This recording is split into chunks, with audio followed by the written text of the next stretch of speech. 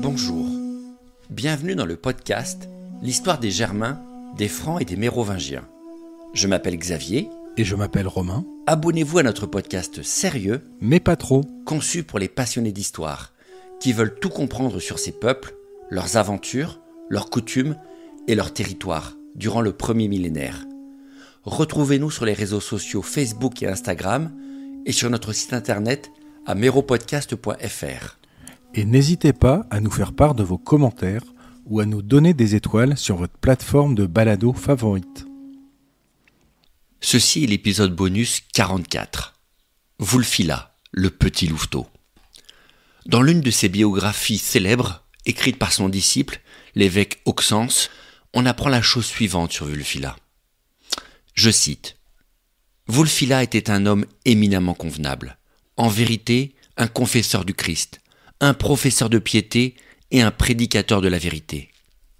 Il n'a jamais hésité à prêcher ouvertement et très clairement à ceux qui voulaient comme à ceux qui ne voulaient pas, le seul vrai Dieu, le Père du Christ, et le second rang de ce même Christ, sachant que ce seul vrai Dieu est seul non engendré. Vie et mort de Wulfila, d'Auxence de Dorostorum, année 383.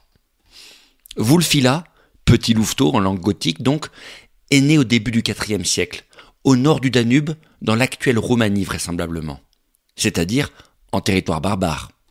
Mais sa famille aurait été romaine d'origine en réalité, plus précisément de Cappadoce, à l'est de la Turquie moderne.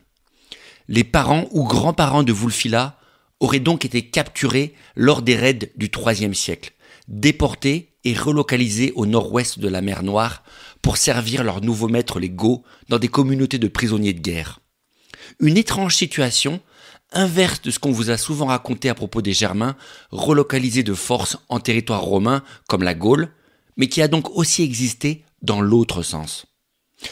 Wulfila sera donc élevé comme un homme à la double culture, éduqué parmi les Goths, comme l'atteste son nom, mais parlant grec dans sa famille, qu'il élèvera en tant que chrétien. Un homme de foi donc, vivant et œuvrant au sein du peuple des Goths, où il deviendra un dirigeant chrétien dans les années 30, avant d'être envoyé du côté de l'Empire pour servir d'ambassadeur lors d'une mission diplomatique. Un profil tout à fait unique qui le fait repérer par les autorités de Constantinople, trop heureux de retrouver un Goth chrétien et d'origine grecque, plutôt romanophile donc, mais totalement intégré à ce peuple redoutable, qu'on tente par tous les moyens d'amadouer depuis des décennies. L'Église de Constantinople s'empressera donc de s'en faire un allié et de lui reconnaître le titre d'évêque des Goths. Wulfila retournera en Gothie, puis sur la frontière côté romain pour continuer son œuvre en pilotant les efforts d'évangélisation de ce peuple géant. Sans qu'il en soit l'auteur lui-même, il est bien possible qu'une équipe sous sa supervision se soit d'ailleurs attelée à la grande œuvre qui a été la traduction de la Bible en langue gothique, qui sera un élément marquant de la diffusion du christianisme parmi les barbares. La petite spécificité de Wulfila, c'est bien sûr qu'il est un chrétien homéen, comme c'était la tendance en Orient dans les années 40 avec la prise de pouvoir de Constance II, ce qu'on raccourcit abusivement parfois comme arien. Or, l'homéisme n'est qu'une tentative de compromis entre les Nicéens et les Ariens justement, faisant du Fils le semblable du Père, mais sans être exactement de même nature. Et c'est donc le christianisme homéen, l'adjectif du mot homéisme, qu'il va diffuser parmi les Goths. Mais cette doctrine de compromis a été massivement rejetée à l'Ouest, malgré le support qu'il a reçu de certains empereurs, comme Constance II ou Valence. La plupart des évêques, à commencer par Saint-Hilaire de Poitiers, mais à sa suite les Saint-Ambroise de Milan ou les Martins de Tours, vont lutter férocement contre tous ceux qui ne voudront pas accepter le credo nicéen, pur et dur. Et l'homéisme va donc passer clairement dans la catégorie hérésie, à la prise de pouvoir de Théodose en 379, qui ne veut plus entendre parler de ce courant. Soit que ses propres convictions lui aient rendu l'homéisme intolérable, soit que politiquement, à une époque où l'Empire venait de vaciller sous les attaques des Goths et blâmer l'homéen Valens pour la catastrophe d'Andrinople, il avait intérêt à unir tout l'Empire et son clergé derrière une ligne très fermement nicéenne. Wulfila finira donc son existence dans de sales draps, convoqué par l'empereur Théodose pour s'expliquer à Constantinople.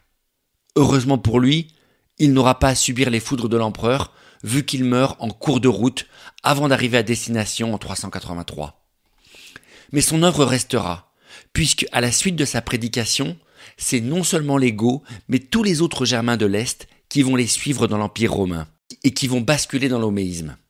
Vandales et Burgondes, peuples majeurs en Occident, rentreront dans le même moule que Visigoths et Ostrogoths.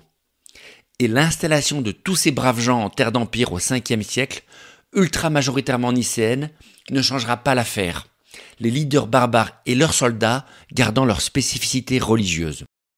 Un attachement à ce particularisme homéen qui n'a pas manqué d'étonner les historiens, vu que cette différence a été une source infinie de problèmes dans leur nouveau royaume. Car les évêques, comme la majorité des puissants à l'ouest, acceptaient mal des dirigeants aussi mauvais chrétiens, en quelque sorte. Alors, l'explication la plus logique à cette particularité, au-delà des convictions spirituelles des individus, c'est la volonté farouche des rois barbares de ne pas voir leur groupe minoritaire dans les pays conquis se faire absorber culturellement justement par leurs nouveaux sujets. Rester homéens, c'est garder leur spécificité culturelle visigothique, burgonde ou vandale, avec une barrière infranchissable pour les séparer des populations conquises génération après génération.